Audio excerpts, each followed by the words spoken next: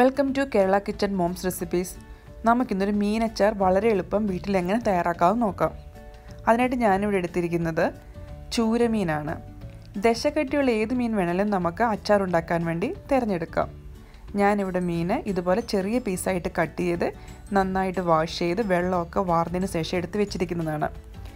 ഇത് ഏകദേശം ഒരു 2 കിലോളം മീനുണ്ടാവും. ഇനി നമുക്കിത് മാരിനേറ്റ് ചെയ്യുന്നതിന് ആവശ്യമുള്ള സാധനങ്ങൾ എന്തൊക്കെയാണെന്ന് നോക്കാം. നമ്മൾ പൊടികളായിട്ട് എടുക്കുന്നത് മഞ്ഞൾപ്പൊടിയാണ്. മഞ്ഞൾപ്പൊടി ഞാൻ ഏകദേശം 1.5 ടീസ്പൂൺ മഞ്ഞൾപ്പൊടി ഞാൻ ഇവിടെ ചേർക്കുന്നുണ്ട്. അതുപോലെ തന്നെ നമുക്ക് ഇതിനകത്തേക്ക് ചേർക്കാൻ ആവശ്യമുള്ളതാണ് കുരുമുളക് പൊടി. ഇതും ഏകദേശം 1 ടേബിൾ സ്പൂൺ കുരുമുളക് പൊടി ഞാൻ ചേർക്കുന്നുണ്ട്. പിന്നെ വേണ്ടത് മുളക് പൊടിയും 1.5 ടേബിൾ സ്പൂൺ മുളക് പൊടിയാണ് ഞാൻ ഇതിനകത്തേക്ക് ചേർക്കുന്നത്. അതുപോലെ തന്നെ ആവശ്യത്തിന് ഉപ്പും. ഇതെല്ലാം ചേർത്ത് നന്നായിട്ട് നമുക്ക് ആദ്യം തന്നെ മീൻ മാരിനേറ്റ് ചെയ്ത് വെക്കണം. ഇത് ഞാൻ 1 ടീസ്പൂൺ ഉലുവ എടുത്തിട്ടുണ്ട്. ഇത് നമ്മൾ മസാല ഉണ്ടാക്കുന്ന സമയത്ത് കടു പൊട്ടിക്കുന്ന കൂട്ടത്തിൽ ഈ ഉലുവയും കൂടി ഇട്ട് മൂപ്പിച്ചിട്ട് വേണം നമുക്ക് മസാല ഉണ്ടാക്കാൻ. അതിനുവേണ്ടി ഞാൻ എടുത്ത് വെച്ചിരിക്കുന്ന ഉലുവയാണിത്. അപ്പോൾ ആദ്യം തന്നെ നമുക്ക് ഈ ഫിഷ് മാരിനേറ്റ് ചെയ്ത് വെക്കാം. അതിനായിട്ട് നമ്മൾ എടുത്ത് വെച്ചിരിക്കുന്ന പൊടികൾ ഓരോന്നായിട്ട് ചേർത്ത് കൊടുക്കാം.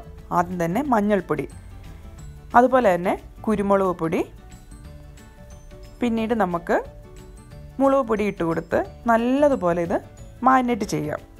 അതുപോലെ തന്നെ ആവശ്യത്തിന് ഉപ്പും. ഏകദേശം ഞാനൊരു 2 ടേബിൾ സ്പൂൺ ഉപ്പ് ഞാനകത്തേക്ക് ആഡ് ചെയ്യുന്നുണ്ട്. കാരണം നമ്മൾ അച്ചാറല്ലേ ഉണ്ടാക്കുന്നത്. അപ്പം മീനിന് ഇച്ചിരി ഉപ്പ് കൂടുതലായിട്ട് നിൽക്കുന്നതായിരിക്കും നല്ലത്. കാരണം കുറേ ദിവസത്തേക്ക് നമുക്കിത് കേടുകൂടാതെ സൂക്ഷിക്കാൻ ഉപ്പ് ഇത്തിരി കൂടുതൽ ഇടുന്ന കാരണം നല്ലതായിരിക്കും. അപ്പം കഴിയുന്നതും നമ്മൾ കൈ വെച്ച് തന്നെ ഇത് നല്ലതുപോലെ മാരിനേറ്റ് ചെയ്യാൻ ശ്രമിക്കുക. കൈ വെച്ച് ഇങ്ങനെ ഇളക്കുമ്പം ആ മീനിൻ്റെ എല്ലാ ഭാഗത്തേക്കും നമുക്ക് ഈ മസാലകൾ പുരട്ടാൻ സാധിക്കും. കൈ വെച്ച് ചെയ്തില്ലെങ്കിൽ ഒരു സ്പൂൺ വെച്ചായാലും ചെയ്താൽ മതിയായിരിക്കും. അപ്പോൾ ഇതുപോലെ നല്ലതുപോലെ എല്ലാ ഭാഗത്തേക്കും ഇളക്കി നമുക്ക് മസാല ഫിഷിൻ്റെ എല്ലാ സൈഡിലേക്കും പുരട്ടിയെടുക്കാം. ഇനി ഇത് ഏകദേശം ഒരു 30 മിനിറ്റ് നേരെയെങ്കിലും റെസ്റ്റ് ചെയ്യാൻ വയ്ക്കാം. എന്നാലേ ആ മസാല അതിനകത്തേക്ക് പിടിക്കുകയുള്ളൂ. ഇനി നമുക്ക് മസാല ഉണ്ടാക്കാൻ ആവശ്യമുള്ള സാധനങ്ങൾ എന്തൊക്കെയാണെന്ന് നോക്കാം. ഞാനിവിടെ ഏകദേശം ഒരു 15 അല്ലി വെളുത്തുള്ളി. ഈ വെളുത്തുള്ളി വളരെ വലിയ വെളുത്തുള്ളിയാണ്. അതുകൊണ്ട് ഇതുപോലെ ചെറിയ പീസായിട്ട് ഞാൻ കട്ട് ചെയ്തെടുത്തിട്ടുണ്ട്. വെളുത്തുള്ളിയുടെ അളവ് നിങ്ങൾക്ക് ആവശ്യാനുസരണം കൂട്ടുകയും കുറയ്ക്കുകയും ചെയ്യാം. അതുപോലെ തന്നെ പച്ചമുളക്. ഞാൻ ഏകദേശം ഒരു 10 നീളമുള്ള പച്ചമുളക് എടുത്തിട്ടുണ്ട്. അതും ഇതുപോലെ ചെറുതായിട്ട് കട്ട് ചെയ്ത് വെച്ചിട്ടുണ്ട്. ഇനി നമുക്ക് ഇഞ്ചി ഞാൻ മീഡിയം സൈസ് 2 പീസ് ഇഞ്ചി എടുത്തിട്ടുണ്ട്. അതും ഇതുപോലെ ചെറുതായിട്ട് നുറുക്കി വെച്ചിട്ടുണ്ട്. അതുപോലെ കുറച്ച് കറിവേപ്പില, വിനാഗിരി, അതുപോലെ തന്നെ കായം നമുക്ക് ഈ മസാല ഉണ്ടാക്കുന്ന സമയത്ത് ഇതിനകത്തേക്ക് ആഡ് ചെയ്യാൻ വേണ്ടിയുള്ളതാണ്. അപ്പോൾ ഇത്രയും സാധനമാണ് നമുക്ക് മസാല ഉണ്ടാക്കാൻ വേണ്ടി ആവശ്യം. ആദ്യം തന്നെ നമുക്ക് നമ്മുടെ ഫിഷ് നല്ലതുപോലെ വറുത്തെടുക്കണം. അതിനായിട്ട് ഞാനിവിടെ ഫ്രൈ പാൻ വെച്ചിട്ടുണ്ട്. അതിനകത്തേക്ക് ആവശ്യത്തിന് എണ്ണ ഒഴിച്ച് നമുക്കിത് വറുത്തെടുക്കാം. ഇപ്പോൾ ഫിഷ് മാരിനേറ്റ് ചെയ്ത് വെച്ചിട്ട് ഏകദേശം 30 മിനിറ്റ് ആയിട്ടുണ്ട്. അപ്പോൾ നമുക്കിത് ഓരോ ബാച്ചായിട്ട് നമുക്കിത് വറുത്തെടുക്കുമ്പോൾ ഇത് പൊഴിഞ്ഞു പോകാതെ പ്രത്യേകം ശ്രദ്ധിക്കുക. പക്ഷേ ചൂരമീൻ ആയതുകൊണ്ട് ഇത് പൊടിയാനുള്ള ചാൻസ് കുറവാണ്. വേറെ ഏതെങ്കിലും ടൈപ്പ് മീനാണ് എടുക്കുന്നതെങ്കിൽ പൊടിയാതെ വേണം നിങ്ങളിത് വറുത്തെടുക്കാൻ വേണ്ടി. അപ്പോൾ നമുക്ക് ഇത് ഓരോ ബാച്ചായിട്ട് നമുക്കിത് വറുത്തെടുക്കാം.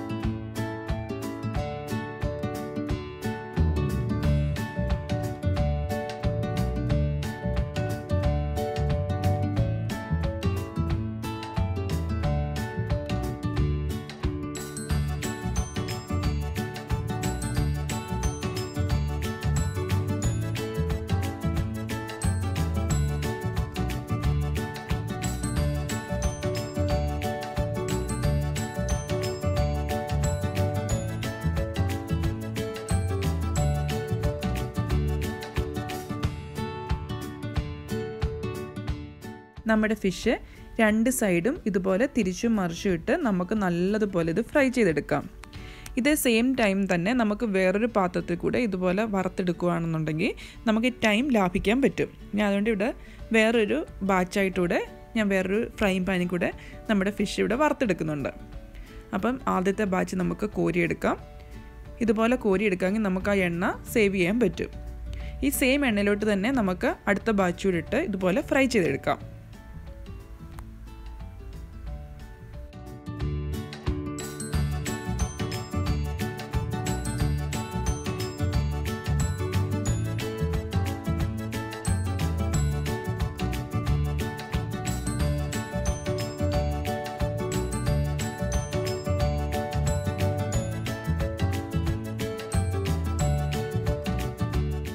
ഇപ്പോൾ നമ്മുടെ ഫിഷെല്ലാം നമ്മളിവിടെ ഫ്രൈ ചെയ്തെടുത്തിട്ടുണ്ട്.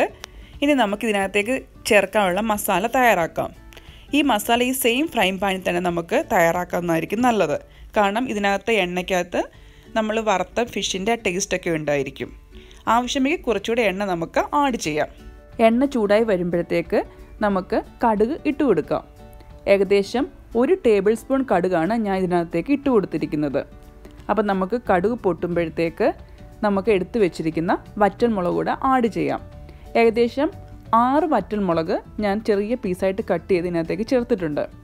അപ്പോൾ വറ്റൽമുളക് ചൂടായി വരുമ്പോഴത്തേക്ക് നമ്മൾ നേരത്തെ അരിഞ്ഞു വെച്ചിരുന്ന വെളുത്തുള്ളിയില്ലേ, വെളുത്തുള്ളി നമുക്ക് ഇതിനകത്തേക്ക് ഇട്ട് കൊടുക്കാം. വെളുത്തുള്ളിയുടെ ആ പച്ചമണം മാറുന്നിടം വരെ ഒന്ന് വഴറ്റിയെടുക്കാം.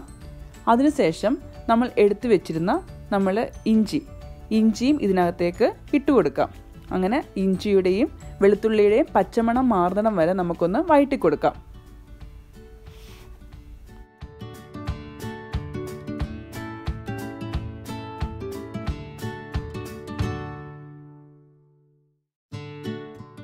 കടുക് പൊട്ടിച്ച കൂട്ടത്തിൽ ഉലുവ ഇടാൻ മറന്നു പോയിരുന്നു. അതുകൊണ്ട് ഈ സമയത്ത് കുറച്ച് സ്പേസിലോട്ട്, അതായത് നമ്മുടെ ആ വെളുത്തുള്ളി ഇഞ്ചിയൊക്കെ മാറ്റിയിട്ട് കുറച്ച് സ്പേസിലോട്ട് ഉലുവ ഇട്ടിട്ട് നമുക്ക് നന്നായിട്ടൊന്ന് മൂപ്പിച്ചെടുക്കാം. സാധാരണ നമ്മൾ എണ്ണ ചൂടായി കടുക് പൊട്ടിയതിന് ശേഷം നമ്മുടെ ഈ ഉലുവയും കൂടി ഇട്ട് നന്നായിട്ട് ചൂടാക്കിയെടുക്കണം. അതിനുശേഷം മാത്രമേ വറ്റൽമുളക് ചേർക്കാവൂ. ആ സമയത്ത് ഞാൻ മറന്നുപോയി, അതുകൊണ്ടാണ് ഇപ്പോൾ ഇത് ആഡ് ചെയ്യുന്നത്. അപ്പോൾ ഇപ്പോൾ നമ്മുടെ ഉലുവ നന്നായിട്ട് മൂത്തിട്ടുണ്ട്. ഇനി നമുക്കിതെല്ലാം കൂടെ ചേർത്ത് മിക്സ് ചെയ്ത് എടുക്കാം.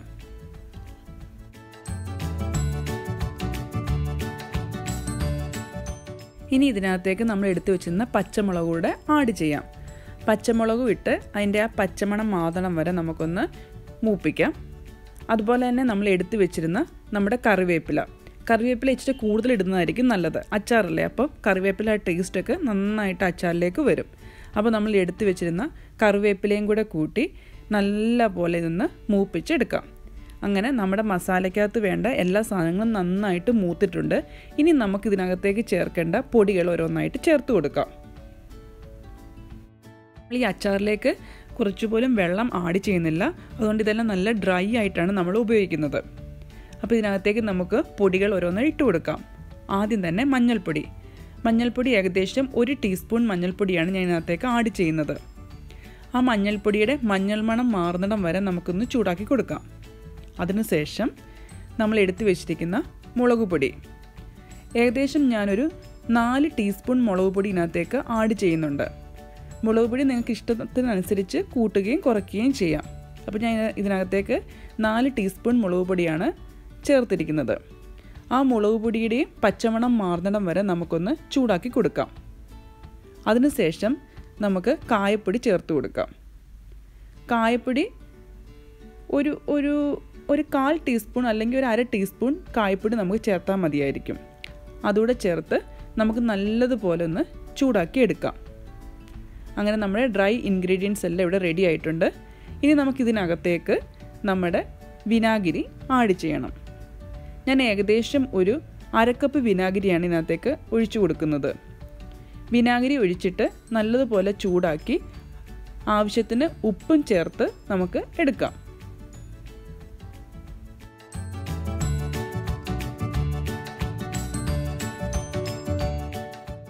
ഇപ്പം നമ്മുടെ മസാല ഇവിടെ റെഡി ആയിരിക്കുന്നു. ഈ മസാലയ്ക്കകത്തേക്ക് നമ്മൾ ഒട്ടും തന്നെ വെള്ളം ആഡ് ചെയ്തിട്ടില്ല. അതുകൊണ്ട് ഇത് കുറേ കാലം നമുക്ക് കേടുകൂടാതെ ഉപയോഗിക്കാൻ പറ്റും. ഇനി നമുക്കിതിനകത്തേക്ക് നമ്മൾ നേരത്തെ വറുത്ത് വെച്ചിരുന്ന നമ്മുടെ മീൻ ആഡ് ചെയ്ത് കൊടുക്കാം. എല്ലാ മീനും ആഡ് ചെയ്തതിന് ശേഷം ആ മസാല എല്ലാ ഭാഗത്തേക്കും നല്ലതുപോലെ ഇളക്കി യോജിപ്പിച്ച് കൊടുക്കാം. ഇപ്പം നമ്മുടെ ഫിഷ് പിക്കിൾ ഇവിടെ റെഡി ആയിരിക്കുന്നു.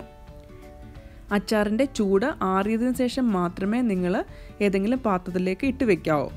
കഴിവതും പ്ലാസ്റ്റിക് പാത്രം അവോയ്ഡ് ചെയ്തിട്ട് ഭരണിയോ കുപ്പിയുടെ നമ്മുടെ ഗ്ലാസിൻ്റെ പാത്രങ്ങളില്ലേ അതിനകത്ത് വേണം നമ്മുടെ അച്ചാർ സൂക്ഷിക്കാൻ വേണ്ടി.